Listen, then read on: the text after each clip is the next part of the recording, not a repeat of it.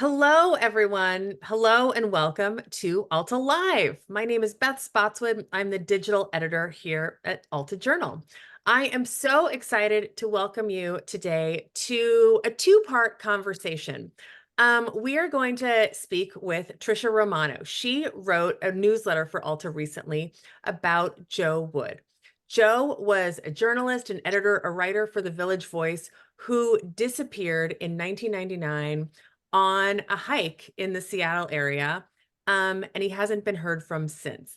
That story is part of her new book called, let me scroll down. The Freaks came out to write the definitive history of the Village Voice, the radical paper that changed American culture. So we're going to talk about Tricia's new book with her and about the Village Voice.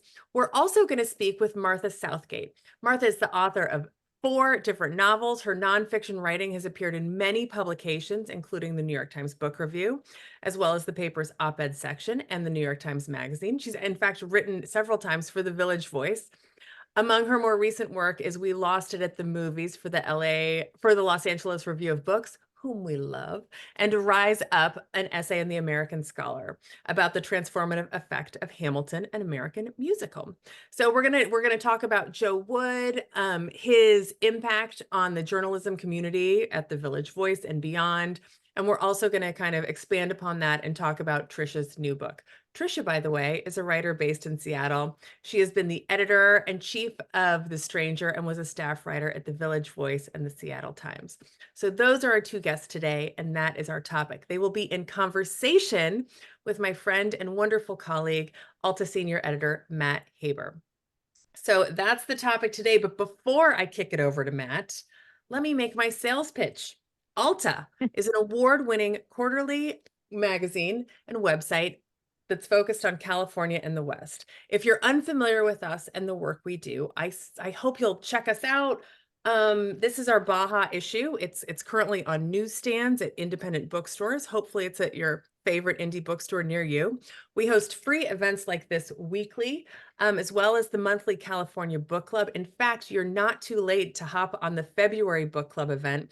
That's with Dave Eggers, rescheduled from last week to next week. So that's Thursday, February 29th. Free event. Dave Eggers will be talking about his new book, The Every, and conversation with John Freeman. So again, events like this are free.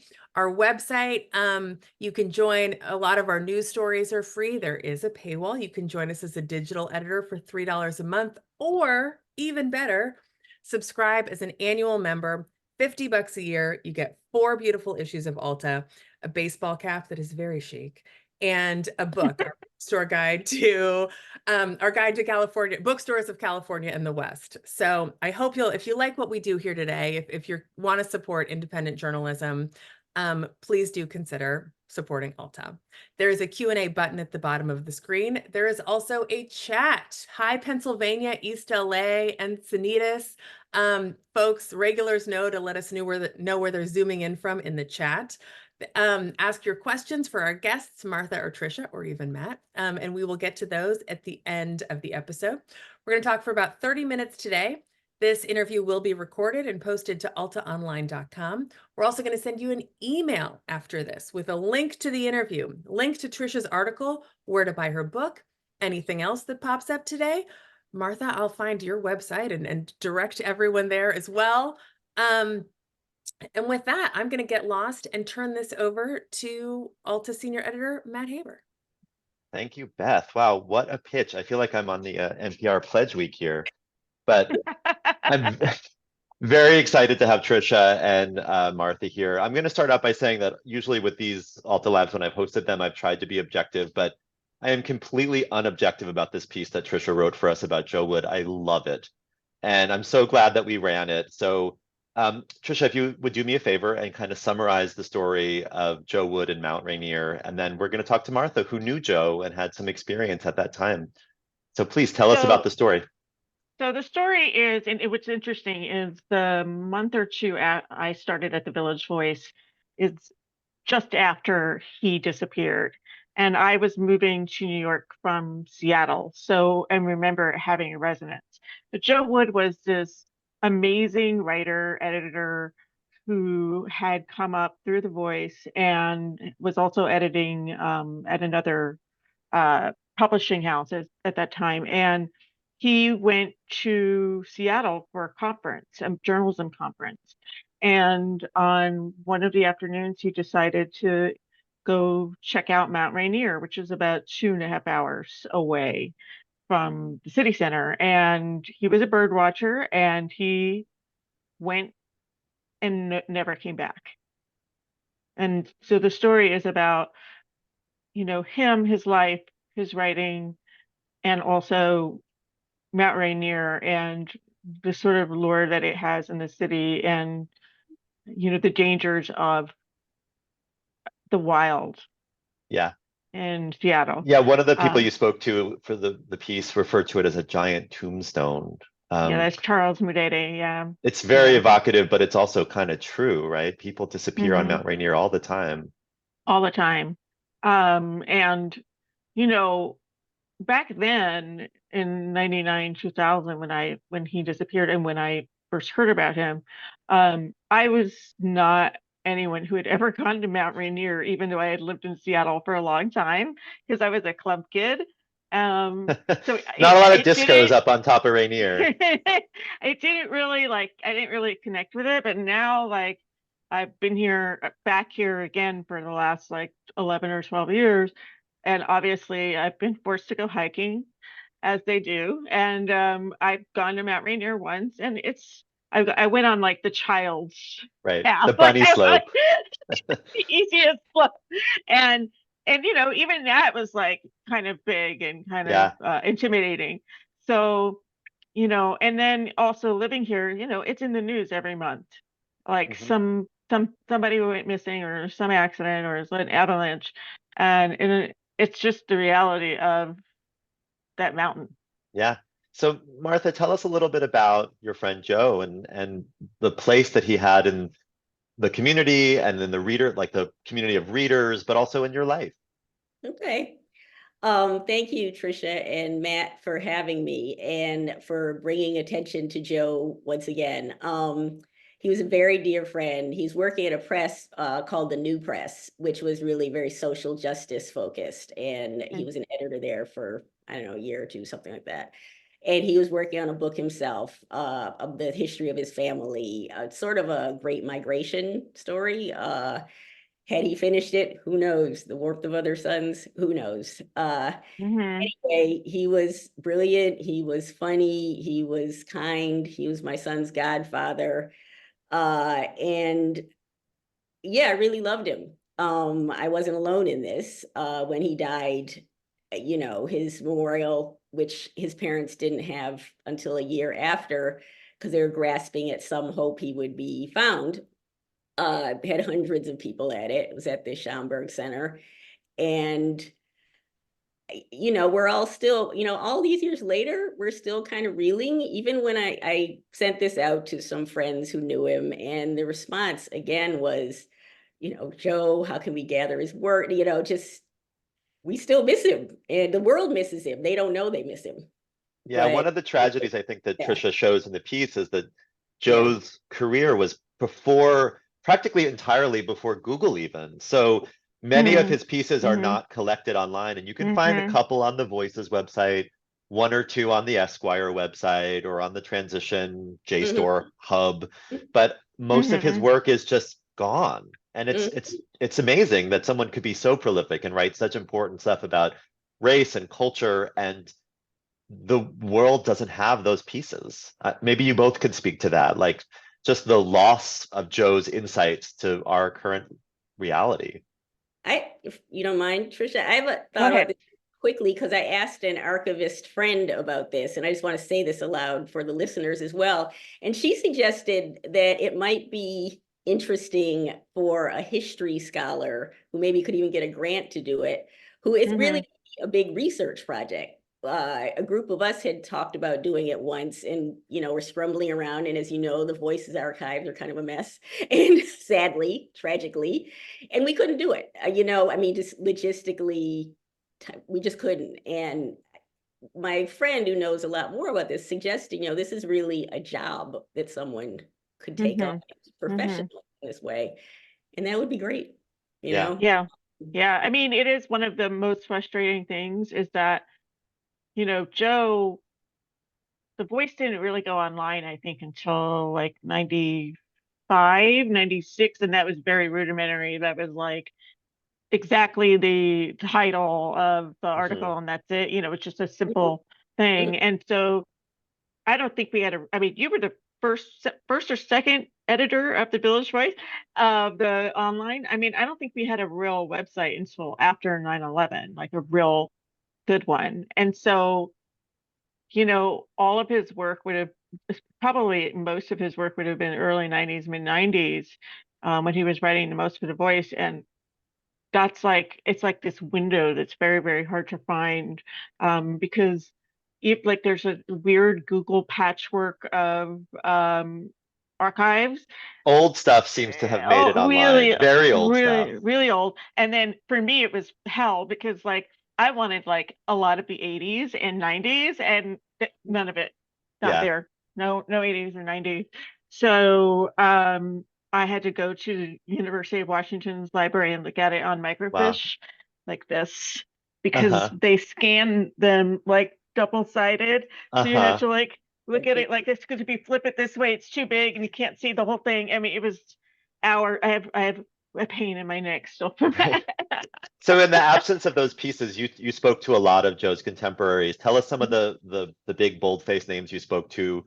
A couple Pulitzer Prize winners in there, maybe. Well, so in the course of reporting the book, he came up a few times, and so Colson Whitehead, talked about him, and Gary Dauphin talked about him. And I think those are the two main people that I talked to for the book. But everybody mentioned him to some degree in passing, Well, they all seem because to really admire him. yeah, yeah, and but because of the scope of the book, I just like there was initially like a longer bit about this, and then as we kept like editing and editing, it got like kind of condensed into this like very quick mention. And so that's a really good opportunity to unfurl that in an article like this. Yeah. And I also talked to Andy Shao, who was like his very close friend. And because I never met him, and pre-iPhone, there's no video of him. Hmm. I have to rely on how people categorized him and how they described him. Yeah, tell us, So Martha, maybe a little bit about when he disappeared, what the feeling in New York was like, what people were saying and trying to do to try to hopefully find him. Well, I guess first I just want to stress, just for the true crime heads out there, there's no crime here. There are many people who were afraid, almost hoping there was, just to try to understand what It was. would make more sense, right, than just a Yeah, disappearance. but I just really want to upfront say we've all accepted it. There's no evidence. So as you said, he was lost in this wilderness, and it was terrible. I remember very distinctly. I was reading the paper, and there's a little squib, said editor missing. It was this big, because it was right after he disappeared. And I'm reading, and there's his name. And it was, it was also the weekend that JFK's plane went down. that's right. So there was a lot of. JFK, yeah, JFK Jr. Oh, we sorry, should say, but JFK yeah, Jr. yeah, Sorry, yeah. right. That's okay. Yeah. No, I'm sorry. Forget. No, you're me. right. Please go on. JFK. So there's incredible amount of press about that, which made Joe's disappearance, for those of us who cared, feel like it was being ignored almost. And as you say in the article, as we realized what was happening, I didn't go, but many of his loved ones went and looked, and we couldn't believe it. And I went to my cousin's wedding that week, and it was horrible. It just was horrible. I don't know what else to say. I mean, especially, had he died of an illness or, even a car crash or something, God forbid, it would have been easier to accept. Yeah. But yeah, and so there was a period, immediately of where people were like, oh, maybe they'll find him. And that faded, as I'm sure this is true with other people on Rainier. You don't think the worst immediately. You hope something will turn out okay. So yeah, it was bad. I'm not really sure what else I to can say. hear the emotion in your voice 25 Yeah. years later. I mean, Yeah. it's Yeah, to yeah, lose a friend at all is terrible, but to have that lack of closure has got to be Yeah. awful. So I'm I sorry for mean, that. yeah. literally not having a body, just, there's no, like, it intellectually that this is what happened, but, when you have the physical evidence, it's Yeah. easier to put that end to things. And I also Yeah. think a sudden death of any kind is such a shock to the system. Mhm. And it's really hard to recover from. Yeah. And he was 34. He was really young. Yeah. Young. Cusp of a lot of his work. I mean, it was incredibly devastating to his parents and his sister. They're just the two of them. And yeah, he was very young. It's not like it's great when an older person disappears. I'm No, but but it was, when any young person dies, there was that too. And one thing that Tricia noted in the piece, and I think it's really true, is the readers of the world miss out on Joe's insights to so much that happened after his death. I mean, Oh yeah, he yeah. missed, 9/11, the Barack Obama administration, the rise of Black Lives Matter, the changing in the publishing industry, all Mhm. of it. We don't know what Joe would have thought. He might have had interesting or contrarian takes, or he might have been a leader of some of these movements. We don't know. Yeah. No, I think about that all the time, actually. Anytime something happens from Obama getting elected to Mhm. the Matrix 3, he loved the Right? first Matrix. Or Really? even Oh, just that's for right. but So even just for him That's to right. comment on Giuliani's like oh, rise as anything, a public everything, figure would have been amazing. everything. We're Yeah, missing his incisive thoughts.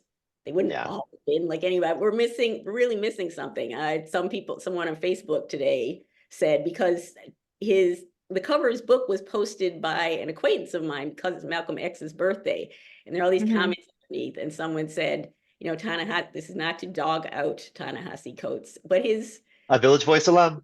he would have Mhm. had no, he Also. had a progenitor in a different way, you know. Mhm. Yeah, I really believe that there's a kind of scholarship that was lost that was Mhm. significant. People say yeah, that about people, but I'm sure of it.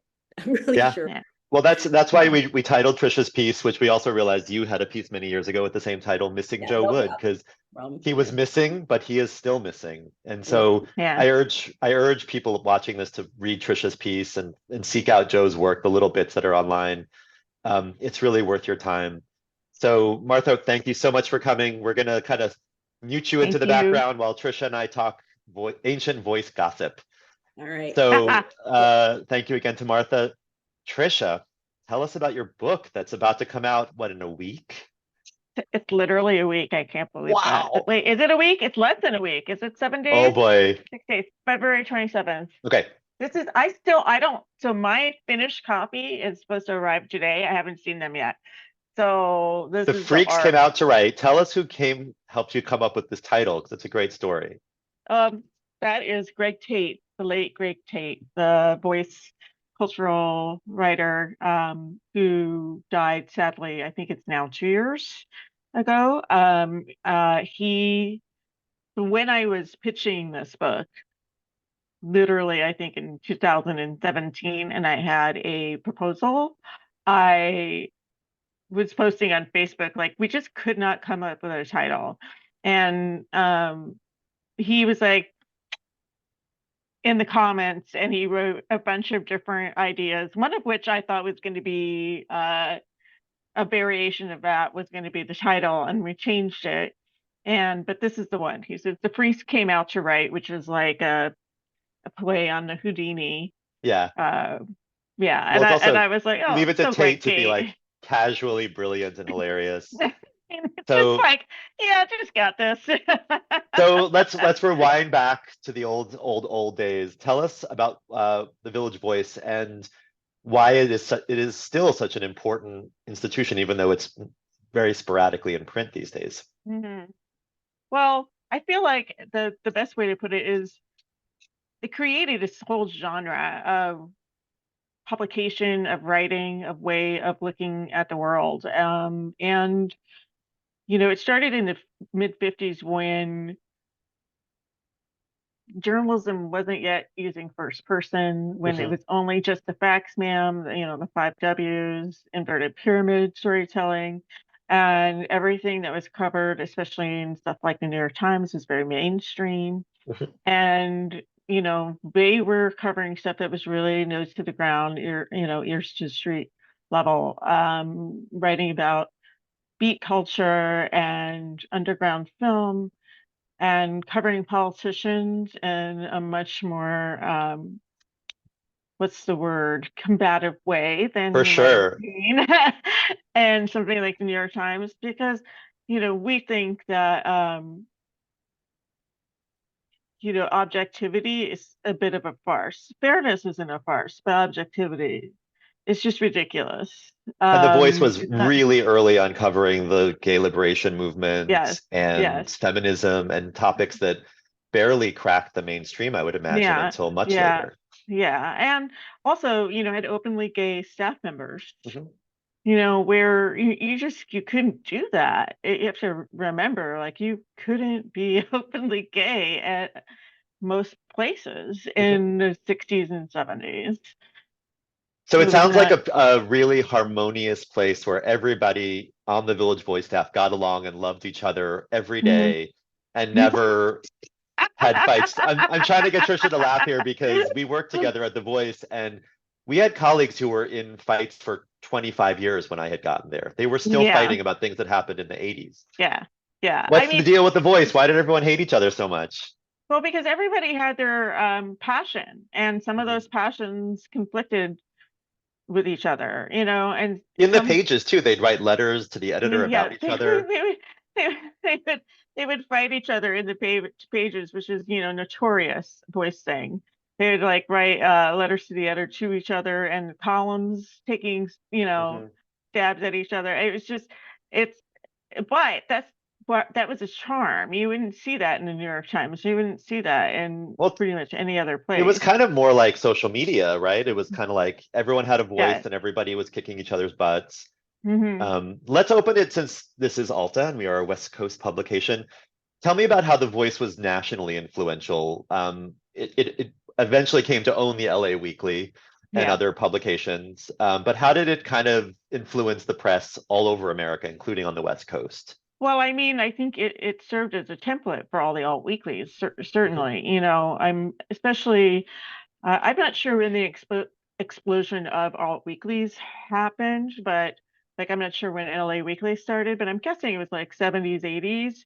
Um, and so what you did is by people taking that formula and changing it to fit their own city and to fit their own audience, it kind of like created this web of underground like-minded people in Yeah. all of these other cities. And The Voice is the ultimate temple, but like so now it kind of gave permission to the LA Weekly to be like, yeah, you can, there's an audience for you in LA to cover underground film, Mhm. or underground or punk music, or to go hard at a politician.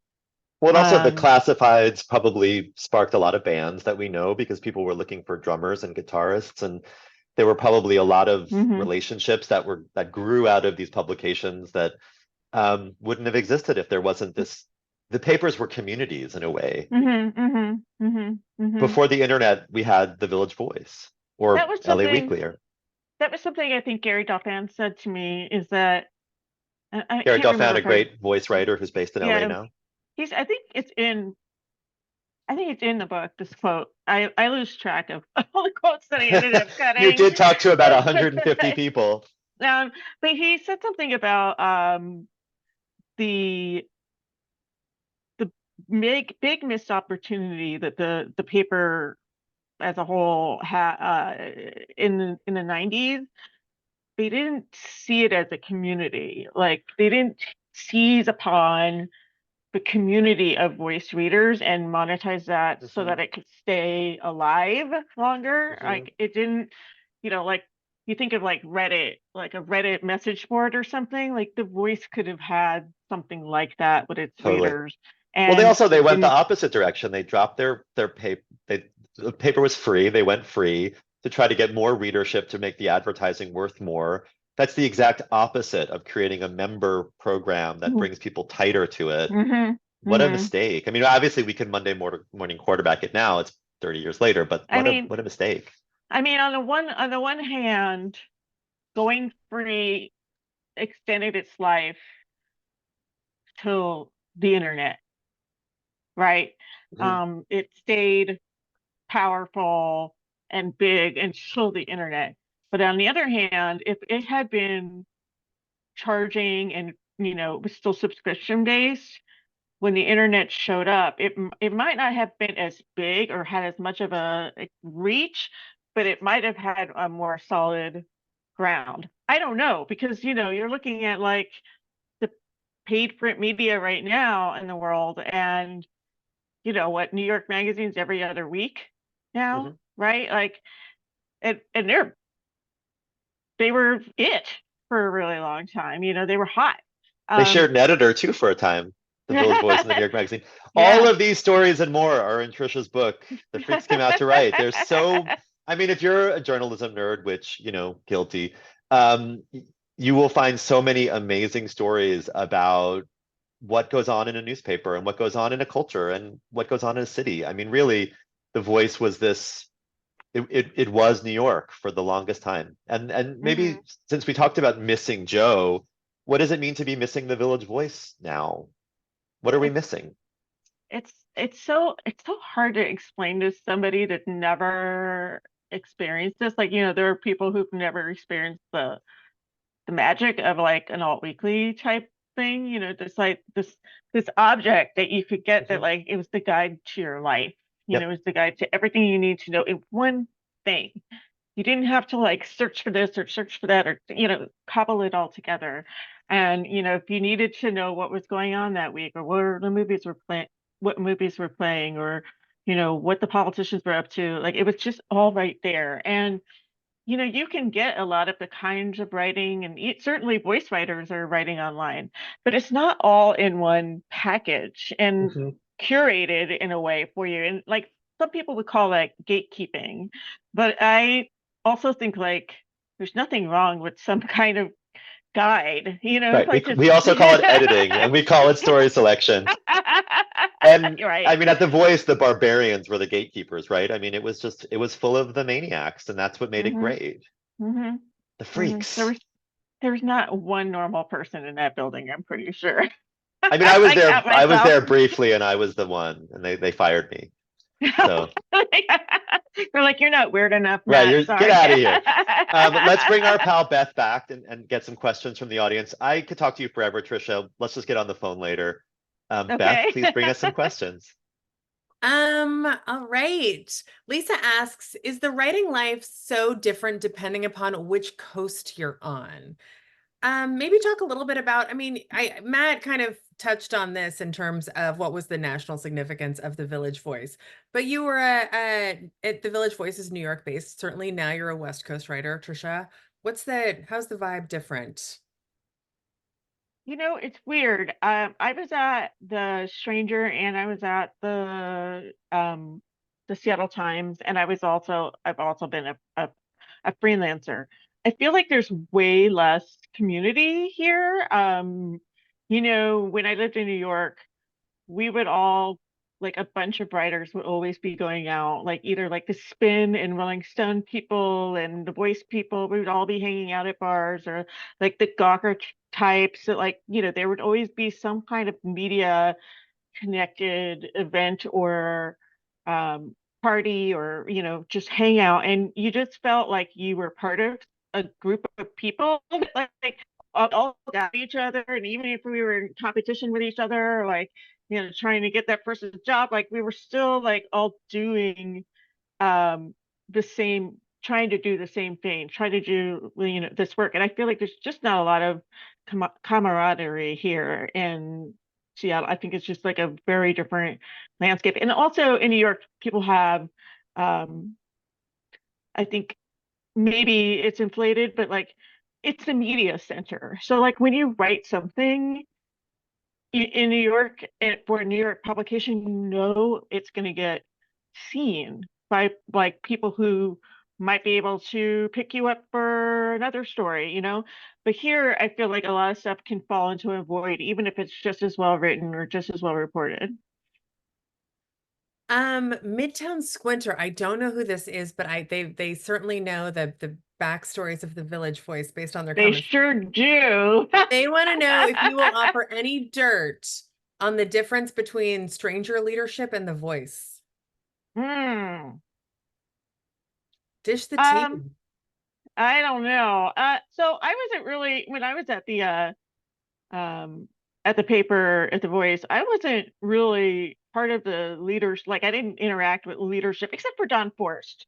And, he was a very chummy editor-in-chief, maybe a little too chummy for some people.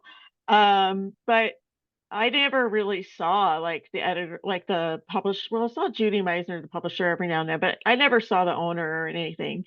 And The Stranger is very much like a family newspaper, like in a way. Like it's like Tim Keck and Dan Savage have owned it since its beginning. They founded it, and so they have not yet like sold it and sold it and sold it and sold it. Because every time the Voice went through like something like 8 owners, and every time you sell something and get a new staff, it goes further and further and further away from its original intent. And so The Stranger is still Tim's baby. If that makes any sense. Renee asks, and forgive me if you've already answered this one. I'm scrolling back through. Do you know, or maybe even Martha, you might know what happened to Joe's manuscript? Oh, I think the family has them. Martha might know more than I do, but I think the sister probably has that. I'm gonna pop in there, Martha. Martha, do you know what happened to Joe's manuscript? Yeah. Am I up? Okay, I'm You're back. up. Yeah, that's been really complicated. And I don't know how to be resolved, if ever. He died so suddenly, and his computer was at his parents' house and in their possession, and they couldn't let go of anything. I shouldn't say couldn't, I mean, understandably, it wasn't like rip this out of your hands. And the book wasn't done, and there's no cloud, it's so hard to imagine, no cell phones, no cloud. So it's still on there. We don't know what state it's in. I believe his sister has it, but it's a very delicate situation. Sure. So I don't know what will happen with that. He had a book published about Malcolm X, which you can find used maybe. There is a cohort of people attempting, and again, hoping that getting this story publicized, it's not something that's going to be a bestseller, but that there may be a way to start tunneling through rights and research, collecting things. But the book wasn't done, so there wasn't a manuscript. What he had in his computer, and he'd done many, many interviews with family members. So, he's working on it, and it was going to be a really substantial book. So, yeah. It's the saddest thing. It's his sister is the last remaining member of her immediate family, and you want to respect that. It's really, yeah. So, guys, we've gone over. This is so fascinating. It's so Your perspective, Martha, on having known Joe so well, and thank you so much for joining us. And the Voice sounds just like such an incredible place to have been able to work, to contribute to. I know a lot of people in the comments are very excited to read your book, Tricia. Buy the book. I popped a link in the comments. But it goes fast. It's a big one. There's a link in the comments, folks, and we're going to email you a link to buy Tricia's book, read her article on altaonline.com, and invite you to next week's conversation about Californians who are having rural pregnancies and the struggles and challenges they face, also based on one of Matt's wonderful newsletters that he's edited. So please tune in for that. Thank you so much, Tricia Romano. Thank you so much, Martha Southgate, for joining us. And of course, fabulous Matt Haber for moderating today's conversation. And with that, everyone, we'll see you next time at Alta Live and at the CBC. Take care, everyone. Bye. Thank you.